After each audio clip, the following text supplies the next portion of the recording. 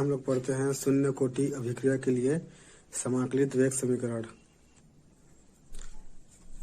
ये चैप्टर 4 रासायनिक बलगतिकी का चौथा वीडियो है, जिसका अभी अगला टॉपिक है हमारे पास शून्य कोटि अभिक्रिया के लिए समाकलित वेग समीकरण। तो चलिए बिना देर किए हैं करते स्टार्ट। हम लोग यहाँ पर हम लोग ने सीखा था कि दर कैसे निकालते हैं। हमारे पास एक अभिक्रिया है, ए से कोई बी बन रहा है, तो इसके लिए हम लोग दर कैसे निकालते हैं। पहले तो हम लोग दर निकालते हैं इस का दर एक निकलता है, दर इज इक्वल टू के मोलर सांद्रण ए। और दूसरा हम लोग दर निकालते हैं, औसत दर हम लोग निकालते थे माइनस का डी ए बटा डी टी। दोनों दर हम लोग निकालते हैं। अब इन दोनों दर को हम लोग इक्वल कर देते हैं। जब दोनों दर को इक्वल करते हैं तो हम लोग को क्या मिलता है, देखिए माइनस का डी मोलर सांद्रण A divided by d t is equal to ये हो जाएगा हमारे पास के मोलर सांद्रण ए। इस प्रकार से हम लोग इसका दर निकालते हैं। और ये होता है हमारे पास घातेन, ठीक है, क्योंकि अभिक्रिया की कोटि कहलाएगी। तो एक दर निकाला जाता है, हम लोग को इस हिसाब से दर निकालेंगे और दूसरा दर हम लोग निकालते हैं इस हिसाब से। तो मैंने क्या किया, यहाँ पर दोनों दर को आपस में बराबर कर दिया। अब शून्य कोटि अभिक्रिया के लिए समाकलित वेग समीकरण। तो अगर ये अभिक्रिया शून्य कोटि की है तो इस अभिकारकों के घातों का योग शून्य होना चाहिए। हम लोग पहले भी शून्य कोटि अभिक्रिया के लिए बात कर चुके थे। शून्य कोटि अभिक्रिया क्या होती है? शून्य कोटि अभिक्रिया हम लोग किसे कहेंगे? जब अभिकारकों के जो सांद्रण होते हैं उसमें जीरो घात उनके घातों का योग शून्य होना चाहिए, उससे हम लोग शून्य कोटि अभिक्रिया कहेंगे। तो यहाँ पर मैं लिखूंगा n बराबर 0, तो ये हो जाएगा माइनस का डी मोलर सांद्रण A divided by d t is equal to ये हो जाएगा के और सांद्रण ऑफ ए, और यहाँ पर n के जगह मैं लिखूंगा 0। चलिए देखते हैं आगे। यहाँ पर एक फार्मूला अप्लाई कर देते हैं, x to the power 0 is equal to 1। तो किसी घात में 0 लगता है तो उसका वैल्यू 1 के बराबर होता है। तो यहाँ से हो जाएगा पूरा 1, dt को उधर पक्षांतर कर दूंगा। तो ये क्या हो जाएगा, माइनस का डी मोलर सांद्रण A is equal to d t minus का के, यहीं पे रहेगा इसका एक के साथ ये हो जाएगा 1, और 1 गुणा के इज इक्वल टू के और इंटू डी टी हो जाएगा डी टी। चलिए अब माइनस करनी हो गई। अब मैं इस माइनस को इधर पक्षांतर कर देता हूं, तो ये हो जाएगा डी और ये हो जाएगा ए इज इक्वल टू माइनस का के डी टी।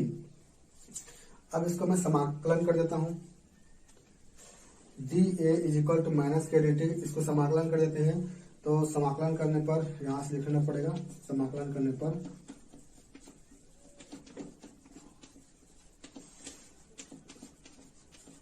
देखते हैं समाकलन करने पर क्या होता है। समाकलन इस तरीके से हम लोग करते हैं, d a is equal to minus का के डी टी और इधर होगा समाकलन। समाकलन में हम लोग सीमा लगाएंगे, लेकिन समाकलन क्यों कर रहे हैं? ये हमारे पास डी ए है, यानी डी मतलब तात्क्षणिक औसत दर है। अगर इसको हम लोग समाकलन कर देंगे तो ये हमारे पास पूरा निकल जाएगा और शून्य कोटि अभिक्रिया के लिए वेग निकल जाएगा। तो यहाँ तक देखते हैं सब। इसके बाद में इस साइड को मिटाऊंगा और फिर हम लोग आगे दर हल करेंगे। तो हम लोगों ने दर निकाले, दर जो है दोनों तरीके से दर निकाले हैं। 2 विधि से हम लोग दर निकालना सीखे हैं। एक तो दर निकलता है के ए सांद्रण के हिसाब से, और सेकंड है हम लोग पहले पढ़े थे इसको उस हिसाब से। तो ये हो जाएगा माइनस का डी ए ये वाला हिस्सा, उसके बाद माइनस का के ए सांद्रण वाला हिस्सा, दोनों आपस में इक्वल कर दिए क्योंकि दोनों दर आपस में इक्वल है। और इस हिसाब से हम लोग आपस हल करके यहाँ पर लिखे हैं।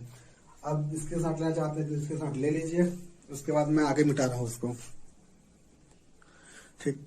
अगर इसका हम लोग समाकलन करते हैं तो एक लिमिट चाहिए हमको। तो लिमिट क्या होगा, तो समझते हैं लिमिट क्या होगा। मान के चलिए अगर हमारे पास समय है t बराबर 0 है, तो हमारे पास जो है मोलर सांद्रण यानी रिएक्टेंट कितना हो जाएगा हमारे पास 8 0। और यदि हमारे पास समय अगर t है तो जो हमारे पास मोलर सांद्रण है यानी दर है, अभिकारक का दर है, वो है हमारे पास हो जाता है RT। इसको हम लोग को मानना पड़ेगा। तो T बराबर समय हमारे पास 0 है, तो उस समय जो है हमारे पास रिएक्टेंट कितना हो जाएगा, R0 हो जाएगा। अगर हमारे पास अगर समय T है तो उस समय हमारे पास रिएक्टेंट हो जाएगा RT। तो हमको समाकलन की जो सीमा लेनी है वो कहाँ से लेनी है, 0 से लेनी है T समय तक। जिसके साथ D होता है, D जिसके साथ होता है उसका हम लोग समाकलन करते हैं। ये हमारे पास अभिकारक है, ये भी हमारे पास अभिकारक है। तो D के साथ कौन है, D के साथ अभिकारक है। इस बात को ध्यान से समझिए, क्योंकि यहाँ पर इसको नहीं समझेंगे तो आगे चल के ये जो हम लोग की दिक्कत हो जाएगा। अभी जितना भी पढ़े हैं तो समझ में आ गया होगा। मैं समाकलन करना सिखा रहा हूँ, समाकलन किसका होगा और कहाँ से कहाँ तक होगा। तो हमारे पास यहाँ पर D है और D के साथ क्या है, A है। A माने रिएक्टेंट है, A माने रिएक्टेंट है, यहाँ से लिखा था रिएक्टेंट है। तो D के साथ लिखा है रिएक्टेंट, तो यहाँ पर हम लोग रिएक्टेंट का समाकलन करेंगे। तो यहाँ पर जो लिमिट लेंगे हम लोग इस R की लिमिट लेंगे। तो मैं यहाँ पे लिखूंगा R0 और यहाँ पे लिखा जाएगा RT। यहाँ पर D के साथ क्या है, T है, T माने समय है, तो इसमें हम लोग समय की लिमिट लेंगे। तो समय कहाँ से कहाँ तक है, 0 से T तक।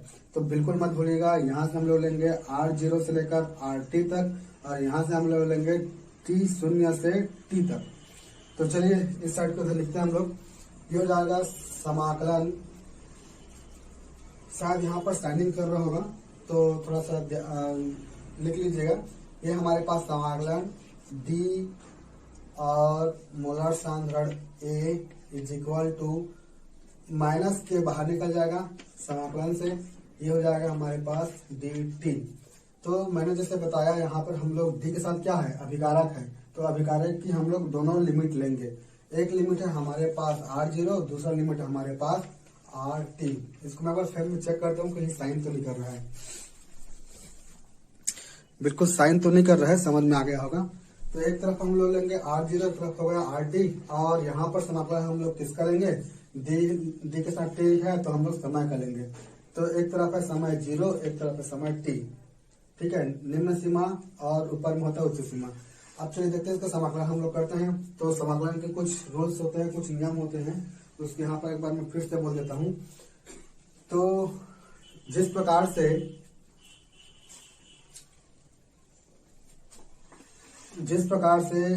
dx का समाकलन क्या होता है, x होता है, dy का समाकलन क्या होता है, y होता है, उसी प्रकार से dA का समाकलन क्या होगा, तो dA ही होगा। तो इसका समाकलन हमारे पास हो जाएगा dA, A हो जाएगा। और इसकी सीमा हम लोग लिख लेते हैं। सीमा इससे क्या हो जाएगी, R0 और यहां से लिखाएगा RT, ठीक है, R0 और ये लिखाएगा RT। ठीक, अब देखते हैं फिर से, देखिए इसका मैंने समाकलन क्या किस प्रकार से किया। dx का समाकलन x होता है, dy का समाकलन y होता है, तो dA का समाकलन dA होगा। और इसकी लिमिट लगा देते हैं हम लोग। माइनस के का समाकलन होना नहीं है, क्योंकि माइनस के तो कांस्टेंट है, जितने भी कांस्टेंट होते हैं उसका समाकलन नहीं होता है। dt का समाकलन क्या होगा, जिस प्रकार से dx का समाकलन x हुआ, dy का समाकलन y हुआ, dA का समाकलन a हुआ, उसी प्रकार से dt का समाकलन t होगा। इसकी भी लिमिट लिखेंगे हम लोग 0 से लेकर t तक। चलिए आगे हम लोग देखते हैं इसको कैसे सॉल्व करते हैं। इसको आगे हम लोग सॉल्व करते हैं अपर लिमिट माइनस लोअर लिमिट। जहां जहां पर हम लोग को a लिखा रहेगा उसको बदल के r करना है। तो ये हो जाएगा हमारे पास RT माइनस R0, ठीक है, अपर लिमिट माइनस लोअर लिमिट। एक जगह हम लोग लिखेंगे R। तो ये हो गया एक बार एक जगह में लिखो RT, माइनस करना है, एक बार एक जगह लिखो R0। तो ये हम लोग लिख दिए। उसी प्रकार से इज इक्वल टू माइनस के का माइनस के रहेगा। यहाँ पे एक बार हम लोग को करना है t की जगह में t लिखना है और माइनस करना है, और t की जगह में 0 लिखना है, जैसे इधर हम लोग किए थे। देख लीजिए एक बार फिर से, यहाँ पर हम लोग किए थे एक बार एक जगह में RT लिखे थे और एक बार एक जगह में R0 लिखे थे। तो वैसे यहाँ पर भी एक बार t की जगह में t लिखना है और एक बार t की जगह में 0 लिखना है। तो ये हो जाएगा हमारे पास t की जगह में लिख देते हैं t माइनस टी की जगह लेते हैं 0। तो जल्दी से इसको हल करते हैं। R t minus r zero is equal to minus का के टी। टी कहाँ से आया? T minus zero is equal to 0, sorry t, तो इसलिए जो है टी के टी आ गया। और आर टी बराबर माइनस के टी, ये हो जाएगा उधर जाके प्लस आर जीरो। तो ये जो समीकरण आया, ये जो हमारे पास समीकरण आया, यही समीकरण है शून्य कोटि अभिक्रिया के लिए समाकलित वेग समीकरण है। तो ये वेग समीकरण है, इसको मत भूलिएगा। अगर हम लोग अर्ध आयुकाल पढ़ेंगे तो यहीं से हम लोग स्टार्ट करेंगे, ये उसका स्टार्टिंग पॉइंट होगा। इस समीकरण को बिल्कुल ध्यान दीजिए। R t is equal to minus k t plus r zero. तो जल्दी से इसका स्क्रीनशॉट ले लीजिए। थोड़ा सा मैं एक ग्राफ बनाऊंगा और उसके बाद हम लोग ये जो है टॉपिक यहीं पर खत्म होगा। तो जल्दी से स्क्रीनशॉट ले लीजिए, या फिर नोट करना है तो नोट कर लीजिए इसको। तो देखते हैं हम लोग कक्षा 10 में आपने पढ़ा होगा कि सरल रेखा का समीकरण क्या होता है। सरल रेखा का समीकरण होता है y बराबर एम एक्स प्लस सी। ये सरल रेखा का समीकरण है। इसी में हमको अब कंपेयर करना है और इसका मैं ग्राफ बना के शो कर देता हूँ। ये किस प्रकार से ग्राफ बनता है। ये हमारे पास एक्स अक्ष होता है, ये हमारे पास वाई अक्ष होता है। एक होता है एक्स अक्ष, एक होता है वाई अक्ष। और ये जो सी होता है हमारे पास यहाँ पर होता है सी। अगर सी धनात्मक आया, तो सी जो है ऊपर की ओर जाएगा इस प्रकार से। और यदि सी ऋणात्मक होता है, सॉरी एम ऋणात्मक होता है, तो एम आता है इस प्रकार से नीचे। तो ये कहलाता है प्रवणता। एम बराबर होता है प्रवणता, माने ढाल। तो अगर हमारे पास प्रवणता पॉजिटिव है तो वो ऊपर जाएगा, और प्रवणता नेगेटिव है तो हमारे पास वो नीचे आएगा। तो चलिए कंपेयर करते हैं। यहाँ पर हम लोग आर टी लिखा है हमारे पास y, वहां से देखते हैं y बराबर एम एक्स प्लस सी, और x हमारे पास है t, c हमारे पास है आर जीरो, और m बराबर है माइनस के। तो चलिए इसका ग्राफ यहाँ पे हम लोग शो करते हैं। हम लोग यहाँ पर लेते हैं x और y अक्ष के बीच में। तो हमारे पास x है t लिख देते हैं, y है हमारे पास RT, y हमारे पास है RT। यानी ये जो है हमारे पास ग्राफ बन रहा है किसके बीच में, T और RT के बीच में ये ग्राफ बन रहा है।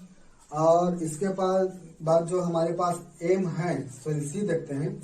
C हमारे पास मान के चलिए ये बिंदु C है। C को हम लोग को मानना पड़ेगा, ये इसकी कोई निश्चित दूरी नहीं है, इससे कोई निश्चित दूरी नहीं है। यहाँ से C कहीं भी हम लोग ले सकते हैं। और देखते हैं प्रवणता हमारे पास कैसा है। प्रवणता यहाँ पर था धनात्मक, तो ये हमारे पास लाइन जाएगा ऊपर, और यदि हमारे पास अगर प्रवणता ऋणात्मक होगा तो आएगा नीचे। तो यहाँ पर देखिए प्रवणता कैसा है, एम कैसा है, यानी के कैसा है, माइनस में है, तो ये हो जाएगा हमारे पास नीचे, यानी इस प्रकार से आ जाएगा। तो हम लोग लिखेंगे यहाँ पर एम बराबर माइनस के, ये हो जाएगा उसकी प्रवणता, और ये होगा पूरा उसका ग्राफ। तो ठीक है, इस ग्राफ को थोड़ा सा समझिएगा। और इस ग्राफ को समझने के लिए हम लोग शुरू में लिए हैं y बराबर एम एक्स प्लस सी, जो कि 10वीं क्लास का ये एक सरल रेखा का समीकरण है, और इसी में हमको यहाँ से फिट करना है। अब पूरा होता है आपका शून्य कोटि अभिक्रिया के लिए समाकलित वेग समीकरण। तो चलिए ठीक है, अब हम लोग दूसरा टॉपिक पढ़ते हैं, प्रथम कोटि अभिक्रिया के लिए समाकलित वेग समीकरण। तो जल्दी से इसका स्क्रीनशॉट ले लीजिए, या फिर नोट करना है तो नोट कर लीजिए। कटोरील साग मांग के लेगे बने करे ते कटोरील आज ले लान के दे नहीं हो चपाक दे तेला थमन नी के हैं कटोरील का था सा अब कटोरील का था सा कहा समाकलित वेग समीकरण। तो हम लोग पहले शून्य कोटि के लिए सीखे थे, वही अभी आगे तरह काम आएगा। तो हम लोग इसको और ज्यादा नहीं पढ़ाएंगे। तो सीधा स्टार्टिंग करते हैं हम लोग।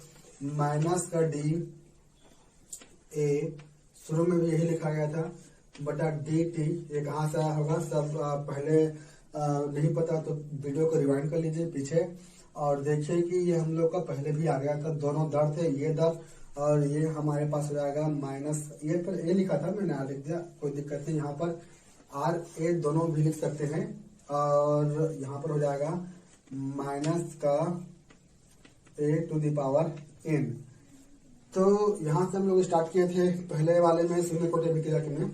अब देखिए प्रथम कोटि अभिक्रिया है तो यहाँ पर इसका घातों का योग 1 होगा, तो मैं इसके घातों का योग 1 कर दे रहा हूँ। और हम लोग क्या किए थे इस बार, अब हम लोग को थोड़ा सा अरेंज करना पड़ेगा। इसको मैं उस समय पक्षांतर करके यहाँ पर ले गया था, इसकी वैल्यू पूरी 0 हो गई थी क्योंकि x टू द पावर 0 था। अब मैं क्या करूंगा, यहाँ पर अगर एक घात 1 है तो हो जाएगा वो a ही हो जाएगा। चलिए, तो 3 स्टेप मैंने एक ही लाइन में कवर कर दिया।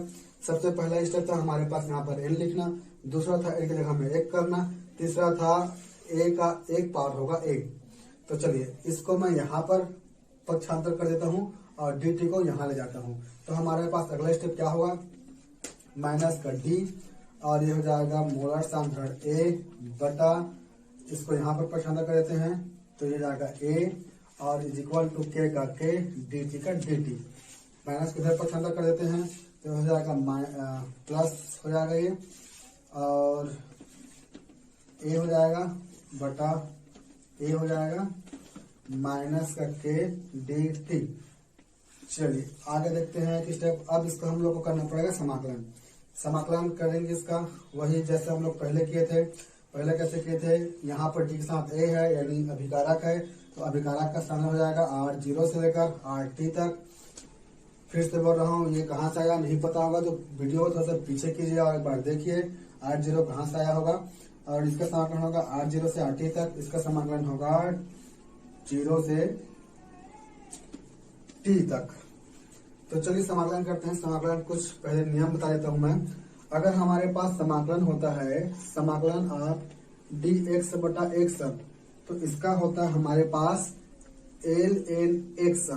तो ये ln क्या आफत है, ln क्या चीज है, ln का मतलब होता है नेचुरल लॉग माने प्राकृतिक लघु गुणक। ln का मतलब होता है प्राकृतिक लघु गुणक। तो कोई दिक्कत नहीं आ रही, यहाँ पर बटा में है इसलिए इसका log ln आया है, ln x आया है। तो चलिए ऐसा कुछ हमको दिख रहा है, बिल्कुल यहाँ से दिख रहा है da बटा a dx बटा x, इसका होता है log x, sorry natural log x ln x।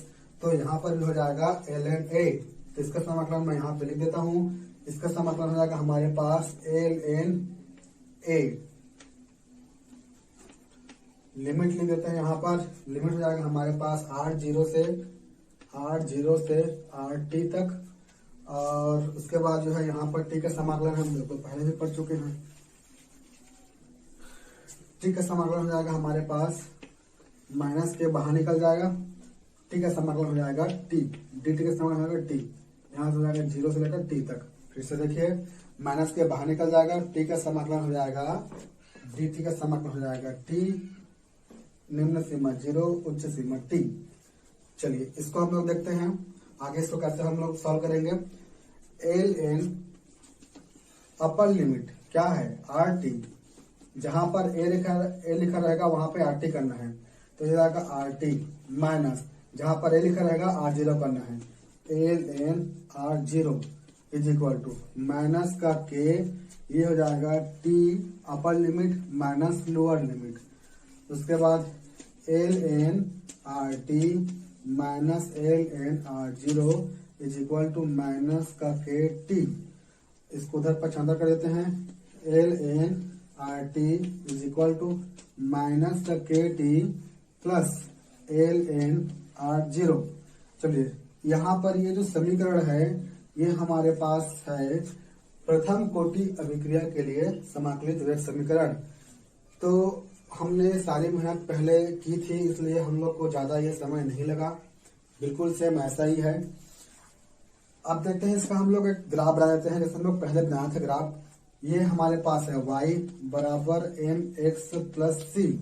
चलिए तुलना करते हैं, मैं ग्राफ कहाँ पर करूं, ग्राफ मैं इसको मिटा के थोड़ा सा यहाँ पर छोटा सा कर देता हूँ ग्राफ।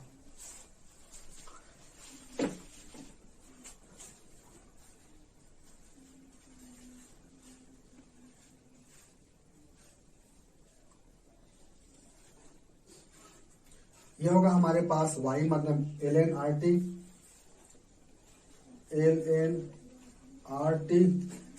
और ये हो जाएगा हमारे पास x मतलब t तो ln RT और T के बीच में ग्राफ होगा।